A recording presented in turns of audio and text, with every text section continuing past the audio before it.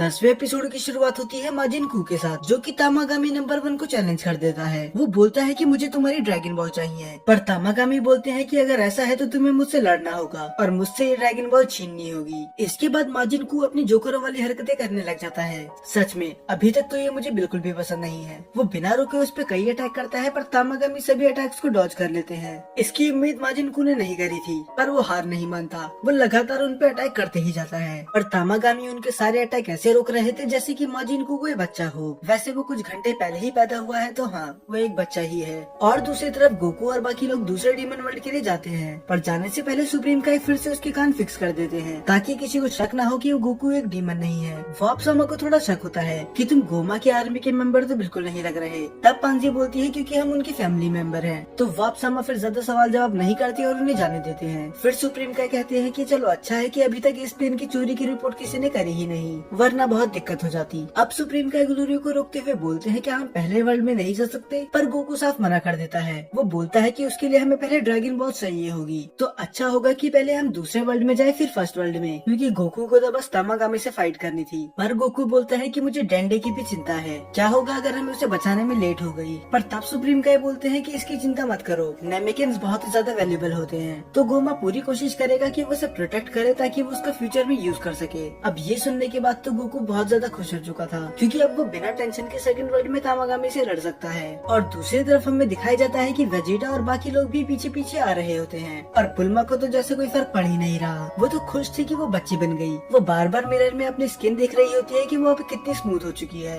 फिर बाद में पिक्लो बोलता है कि हमें भी सेकंड वर्ल्ड में जाना चाहिए, क्योंकि अगर हमने गोमा से लड़कर उसे हरा भी दिया तब भी कोई फर्क नहीं पड़ेगा, क्योंकि डंडे अभी बच्चा है और हम शैनरॉन का यूज नहीं कर सकते। तो हमें इसी वर्ल्ड के ड्रैगन बॉल का यूज करके अपने आप को बड़ा करना होगा। बाद में वेजिटा बोलता है कि कैकरोट कितना भी बड़ा बेवकूफ क्यों ना हो, उसकी बात एकदम सही है, हमें इसी वर्ल्ड के ड्रैगन बॉल का यूज करना चाहिए। इसके बाद पता नहीं हाइबिस को क्या होता है और वो बुल्मा पे लाइन मारने लग जाता है। वो बोलता है कि तुम्हारी स्किन तो बहुत ही ज्यादा अच्छी है, और ये सुन के बुल्मा बहुत ही ज्यादा खुश हो जाती है। उसे अच्छा लग रहा था कि हाइबिस उसकी तारीफ कर रहा है, पर इसके बाद हाइबिस बोलता है कि मेरे हिसाब से तुम्हें मेरी गर्लफ्रेंड बन जाना चाहिए। अब ये सुन के वेजिटा कहाँ चुप रहने वाला था। वो उस पे चिल्लाते हुए बोलता है कि अपना मुंह बंद रखो, जिससे तुम बात कर रहे हो वो मेरी बीवी है। पर हाइबिस बोलता है कि मुझे उससे कोई दिक्कत नहीं है। फिर वेजिटा बोलता है कि पर मुझे है, और लगता है कि तुम बिना मार खाए नहीं मानने वाले। फिर हाइबिस बुल्मा से बोलता है कि तुमने इतने अजीब बालों वाले आदमी से शादी क्यों करी, और वेजिटा बोलता है कि जल्दी से ये सब काम खत्म करो, क्योंकि मुझे इसके साथ एक सेकंड भी नहीं रहना। पर तभी बुल्मा बोलती है क्या तुम ये विश मांग सकते हो कि मेरे अलावा सभी और बड़े हो जाए,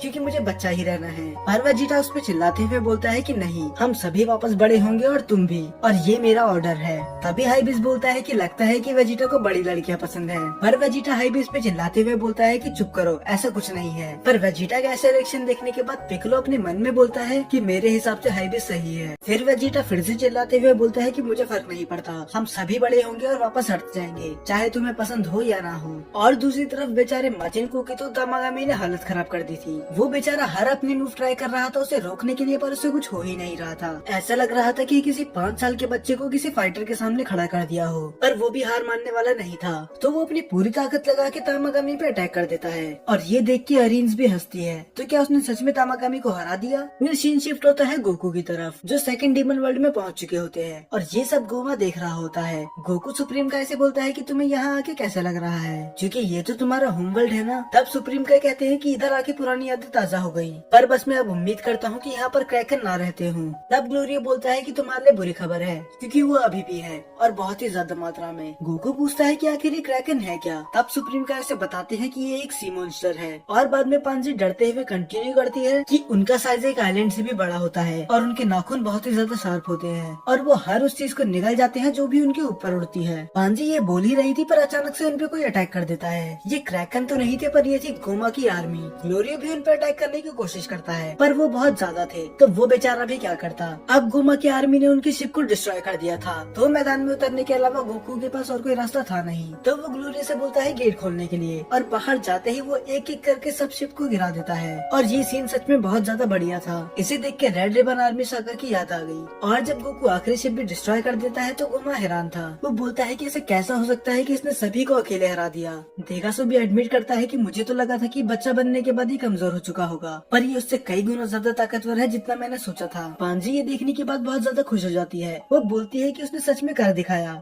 गोकू सच में अमेजिंग है। तो गोकू उन्हें हरा तो चुका था, पर ये अच्छी खबर नहीं थी क्योंकि उन लोगों ने उनकी शिप लगभग डिस्ट्रॉय कर ही दी थी और अब वो पानी से ज्यादा ऊपर नहीं है। तो वो गोमा की आर्मी से तो बच गए, पर क्रैकन से लड़ना अभी भी बाकी था। तो अचानक से ही वो क्रैकन उन पे अटैक कर देता है और सच में वो बहुत ही ज्यादा बड़ा था। वो बस अपने एक टेंटिकल से ही उनकी शिप पकड़ लेता है, तो ना चाहते ही वो भी उन्हें शिप से भागना पड़ता है। पर पता नहीं पांजी के दिमाग में क्या आता है, वो शिप में वापस चली जाती है। पर इससे पहले वो बाहर आती, वो क्रैकन उस शिप को जकड़ लेता है और वो वहीं पर फंस के रह जाती है। गोकू भी उसके पीछे पीछे जाता है, पर अब बहुत देर हो चुकी थी। क्रैकन उन दोनों को ही खा लेता है, पर फिर भी गोकू किसी तरह पांजी को वहाँ से निकाल ही लेता है। पर इनकी शिप वो क्रैकन खा चुका था। पर तभी सुप्रीम काई और ग्लोरी को याद आता है कि ड्रैगन बॉल तो उसके अंदर ही रह गई, अब वो क्या करेंगे। पर पांजी बोलती है कि चिंता मत करो, मैं वो ही लेने गई थी और मैं वो वापस लेके भी आ गई। सच में पांजी के लिए रिस्पेक्ट तो हर एपिसोड के बाद बढ़ते ही जा रही है। अब उनके पास कोई शिप नहीं थी तो वो उड़ते हुए ही जा रहे होते हैं। पर तभी सुप्रीम काई बोलते हैं कि शायद हमें वेजिटा और बाकी लोगों का वेट करना चाहिए, हम ऐसे उड़ते तो नहीं रह सकते। तब गोकू बोलता है कि मुझे उनकी एक शिप तो छोड़ ही देनी चाहिए थी। पर सुप्रीम काई बोलते हैं कोई बात नहीं, हम उनका वेट कर लेंगे और मैं श्योर हूँ कि आसपास नामिकिन प्लेनेट होगा ही, क्योंकि जब मैं पहले इधर रहा करता था तब वो यहीं पर था। फिर गोकू बोलता है तुम्हारा मतलब पिकलो का होम, और हमें दिखाया जाता है प्लेनेट नामिक। और दूसरी तरफ हमें दिखाया जाता है कि तामागामी की हालत खराब हो चुकी थी। लग तो कुछ ऐसा ही रहा था, पर वो अपने पैरों पे खड़ा हो जाता है। और ये देखने के बाद तो अब अरेंज भी हैरान थी। और इसके बाद तामागामी माजिनको का जो हाल करता है वो देखने लायक था। वो उसके हर अटैक को तो डॉज कर ही रहा था, पर बार बार गायब होकर उसके पीछे आ जा रहा था, जैसे वो उसे सीरियसली ले ही नहीं रहा। फिर हमें दूसरी तरफ दिखाया जाता है कि गोकू उस प्लेनेट को देख के खुश हो जाता है। वो बोलता है कि ये तो पूरे प्लेनेट नामिक की तरह ही है। तब सुप्रीम काई बताते हैं कि जब नामिकिन ये प्लेनेट छोड़कर गए थे, तब यहाँ से वो सीड और बाकी चीज लेके गए थे, तभी उन्होंने यूनिवर्स 7 में भी सेम प्लेनेट बना दिया। फिर गोकू बोलता है हाँ, पर फ्रीजा ने उसे बुरी तरह से डिस्ट्रॉय कर दिया था। तब गोकू बोलता है कि अब मुझे भूख लग रही है, पर खाना तो आसपास था ही नहीं क्योंकि इनकी शिप तो क्रैकन खा चुका था। तब गोकू को याद आता है कि उसने कुछ टाइम पहले कुछ पिल्स ली थी और वो उनमें से एक बग पिल निकालता है। वो बोलता है कि इसको खा के मेरा स्टेमिना वापस आ जाना चाहिए, तो हो सकता है इससे मेरी भूख भी मिट जाए। वो बाकी सबको ऑफर करता है, पर बाकी सब मना कर देते हैं क्योंकि गोकू के अलावा कोई भी इतनी अजीब चीज नहीं खाने वाला। और गोकू वो खा तो लेता है, पर उसे खुद वो बेकार लगती है। पर इससे एक चीज अच्छी हुई, उसका स्टेमिना तो वापस आ ही गया था, पर अब उसकी भूख भी थोड़ी कम हो चुकी थी। अब वो प्लेनेट नामिक की हालत देख रहे होते हैं। ये अब उतना सुंदर नहीं होता जितना ये हुआ करता था। पानी गंदा हो चुका था और पेड़ भी कम थे। फिर वो बोलते हैं कि ऐसा इसीलिए हुआ है क्योंकि सारे नामिकिन ये प्लेनेट छोड़ के जा चुके हैं। पर तभी अचानक से गोकू कुछ नोटिस करता है और वो बोलता है कि वेजिटा और बाकी लोग यहाँ पर आ चुके हैं, तो मैं उन्हें गाइड करने जा रहा हूँ, वरना कहीं ऐसा ना हो कि वो क्रैकन का शिकार बन जाए। पांजी बोलती है कि आखिर इसे कैसे पता चला कि वो लोग इधर आने वाले हैं। फिर सुप्रीम काई बताते हैं कि वो लोगों को की सेंस कर सकता है। और तब ग्लोरिया बोलता है कि गोकू सच में अलग है। दूसरी तरफ हमें दिखाया जाता है कि बुल्मा याले वर्ल्ड को देख के बहुत ज्यादा खुश होती है। वो बोलती है कि ये तीसरे वर्ल्ड की तरह बिल्कुल नहीं है। और वो पिकलो को देख के बोलती है इसको देख के तो तुम्हारी यादें ताजा हो गई होंगी। तब पिकलो बोलता है कि कौन सी यादें, मैं पृथ्वी पे ही पैदा हुआ था, वो मेरे डैड थे जो यहाँ पर पले बड़े थे। तब हाइबिस बोलता है कि हमारे सामने कुछ आ रहा है और वेजिटा बोलता है कि वो कैकरॉट है, पर हाइबिस मना करता है कि मुझे तो वो गोकू की तरह लग रहा है। तब बुल्मा उसे बताती है कि गोकू और कैकरॉट दोनों एक ही पर्सन है। और बाहर गोकू अजीब अजीब से साइन कर रहा था।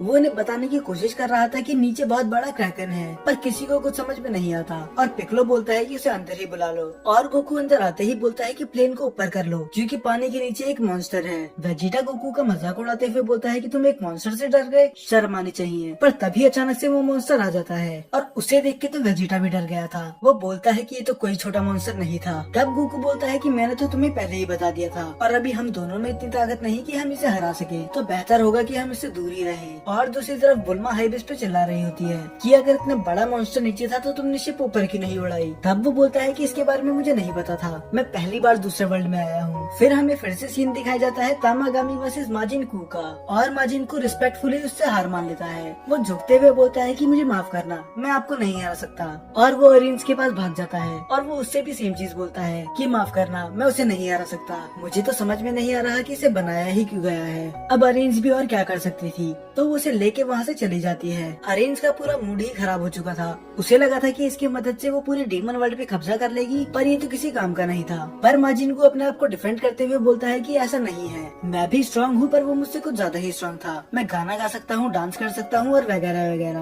बेचारी ने इतनी मेहनत करी बस इसके लिए। और दूसरी तरफ वेजिटा और बाकी लोग भी प्लेनेट नामिक पे पहुँच जाते हैं। गोकू बोलता है कि तुमने तो इस प्लेस को बहुत ज्यादा मिस करा होगा, है ना? पर पिकलो बोलता है कि मैं बुल्मा को भी पहले बता चुका हूँ कि मैं यहाँ पर पैदा नहीं हुआ, पर फिर भी इस जगह में कुछ ऐसी बात है जो मुझे अपने जैसा महसूस करा रही है। इसके बाद पांजी बोलती है, नाहरे तुम भी तो इसी वर्ल्ड से हो, तो तुम्हारा प्लेनेट भी आसपास ही होगा। ये सुन के बोलती है कि आखिर ये नाहरे है क्या। तब वो एक्सप्लेन करते हैं कि ये सुप्रीम काय का असली नाम है। बुल्मा को लगा नहीं था कि इनका कोई असली नाम भी होगा, तो वो उनके बारे में और पूछती है कि आखिर तुम अपना होम प्लेनेट छोड़कर गए क्यों, और तुम हमारे यूनिवर्स के सुप्रीम काय क्यों बने। तो इसके बाद वो अपनी कहानी बताना शुरू कर देते हैं, और इस कहानी को ध्यान से सुनना क्योंकि ये पूरी ड्रैगन बॉल का इतिहास बदल सकती है। वो बताते हैं कि पहले बस एक डीमन वर्ल्ड ही हुआ करता था, ना कोई यूनिवर्स ना कोई मल्टीवर्स। तब जो डीमन वर्ल्ड के सुप्रीम किंग थे वो चाहते थे कि और भी यूनिवर्स हो और माजिन्स अलग अलग जगह पर एक्सपेंड करें। तब वो ऑर्डर देते हैं सुपर माजिन राइमस को कि वो बहुत सारे यूनिवर्स बना दे ताकि डीमंस अलग अलग यूनिवर्स में जाके रह सके।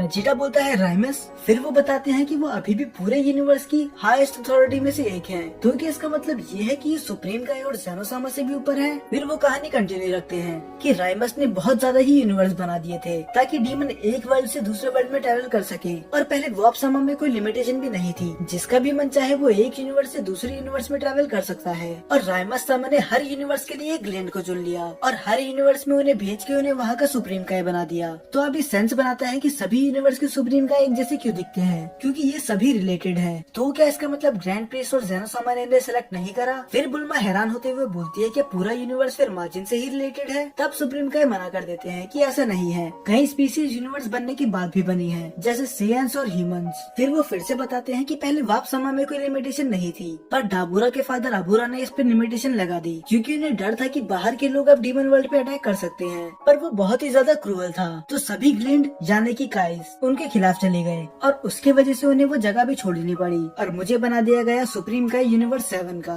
और सुप्रीम काय ये भी बताते हैं कि जिस पेड़ से सुप्रीम काय पैदा होते हैं वो भी डिस्ट्रॉय हो चुके हैं, तो इसका मतलब फ्यूचर में अब कोई भी सुप्रीम काय नहीं होगा। इनके मरने के बाद पूरी सुप्रीम काय की ब्लड लाइन ही खत्म हो जाएगी। बुल्मा सुप्रीम काय से बोलती है कि तुम्हें अपने प्लेनेट पे नहीं जाना एक बार, पर वेजिटा उनको रोकते हुए बोलता है कि इन सब का कोई टाइम नहीं है, हमें जल्दी से तामागामी के पास जाना है और उससे ड्रैगन बॉल लेनी है, क्योंकि मैं ज्यादा देर तक बच्चा बना नहीं रह सकता। और फिर सभी उस शिप में चले जाते हैं और हाइबिस को इस जगह के बारे में उतनी नॉलेज नहीं थी, तो वो ग्लोरियो से रिक्वेस्ट करती है कि वो शिप को चलाए, क्योंकि हाइबिस की वजह से तो अभी कुछ देर पहले वो मरते मरते ही बचे थे। और जैसे ही वो उड़ने वाले होते हैं कोई इन्हें अप्रोच करता है और ये कोई और नहीं नेवा थे। और इसके साथ ही ये एपिसोड यहाँ पर खत्म हो जाता है।